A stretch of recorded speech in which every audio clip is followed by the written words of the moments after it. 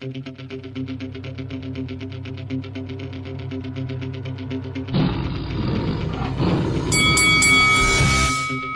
is Ricky the Hitman Hatton, and you're watching Lights Out.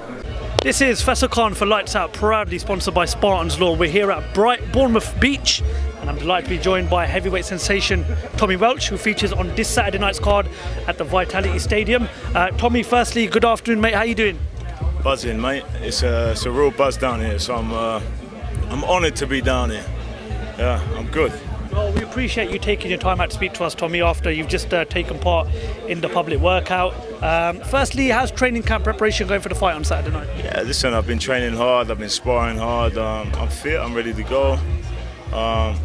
Let's get in there. I can't wait to be amongst all the boys here that are fighting tonight, on Saturday night, and I grew up with some of these boys, so it's almost like a little team outing, you know?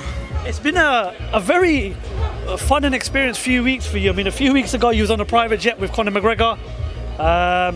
What was it like being around his team, his camp? You know, what experience did you pick up, and what advice did he give to you as the sort of days went on with the time that you spent with an icon like Conor McGregor? Yeah, so I got a guy in my camp at the moment, an Irish guy that if you don't know about him, you will get to know about him soon. He's coming up with me, and his name's Tiernan Bradley. He's a real wolf, and he sparred McGregor for 8 weeks during the camp leading up to the Floyd Mayweather fight. So their connection's unbelievable, you know.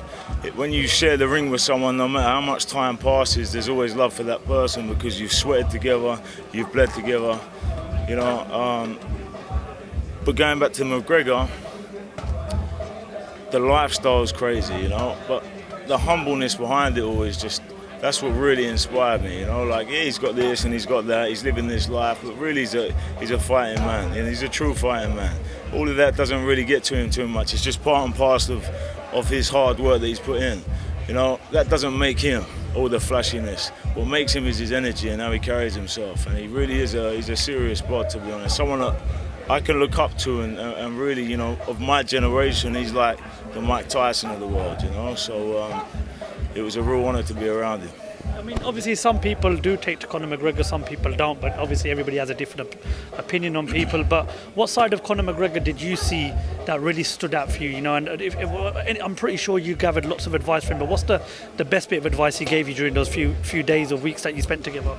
Just, you know, we was talking war stories, we was talking fighting, we was talking training, we was talking... You know, that's his lifestyle. That's all he talks about. So if he's around young, ambitious fighters like me, Tiernan, you know, the conversation's moving. When he's probably around his usual bods, you know, he's got to hold himself down or people can't relate to him. We can relate to what he's talking about. You know, he's in a place where we want to be. Yeah, he's on top of his game. We're trying to get to the top of our game. So just to be around him, listening to him and how he comes across is just, I don't know, man. Get around one of your idols and tell me what you think, you know what I mean? Well, hopefully one day you can help us line up an interview with him. Of course. Yeah, well, you never know, huh? Okay, so a chance to move 11-0 on Saturday night. As of late, there's been quite a bit of negativity surrounding this heavyweight division. Obviously, we had the whole purse bid cancellation between Fabio Wardley and Frazier Clarke. Tyson Fury's next move is still unknown. Tommy, for you, is challenging for the British title the main priority this year? And obviously, if you can get a good performance and a win on Saturday night, when do you think you're ready to sort of jump into the mix for the British title? Who Tommy Fury's fighting? Sorry, Tyson Fury. We've obviously his next move hasn't been announced. We're still waiting to find out what his next fight. There's been quite a bit of negativity surrounding the heavyweight division. Yeah. Listen, there's a lot of politics in this game. You know, it's part and parcel of what we do. If it was just as easy as fighting, it'd be a beautiful game. But the politics side of things lets it down a little bit. But you know, you have to just take it as it comes. So when will I get in the mix? This is my first biggest platform, so my main goal is just to overcome dealing with all the different pressures, and then once I get through this, you know, I'm there in the mix already. You know, like my name's getting spoken about with other prospects that are out there coming through, so it's only a matter of time, really.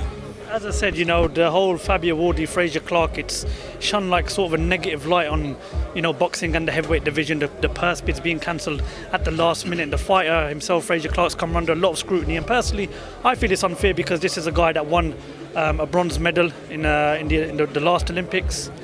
And I think, listen, Frazier Clarke, speaking to him many times, is not the type of guy that's going to duck away from a challenge. Do you think do you think the fans and do you think the boxing world need to sort of get off his back and understand this is a guy that's putting his body and his life on the line every time he gets in the ring? Listen, this guy has got nothing to do with this situation. He wants to fight, 100%. But it's promoters, they're the ones really in control of us. We can't move unless our managers or our promoters tell us what we're going to do. Whether we want to do it or whether we don't want to do it, they make every move. Frazier wants to fight. He's a fighting man. He'll fight anywhere, any place, any time. I know him well as well, so I know that he's about what he talks about, what he does, and what he's showing us, And the same as Fabio, they're both fighting guys, and it's a shame just to see that he is coming under a little bit of criticism for moves that he's not making. Yeah, he wants to fight. Of course he wants to fight, but his promoters are probably holding him back. I don't know. I'm not sure. So just, give him a little bit of room. Yeah, see what he's doing. He puts his life into this, so give him a little bit of credit. You know what I mean?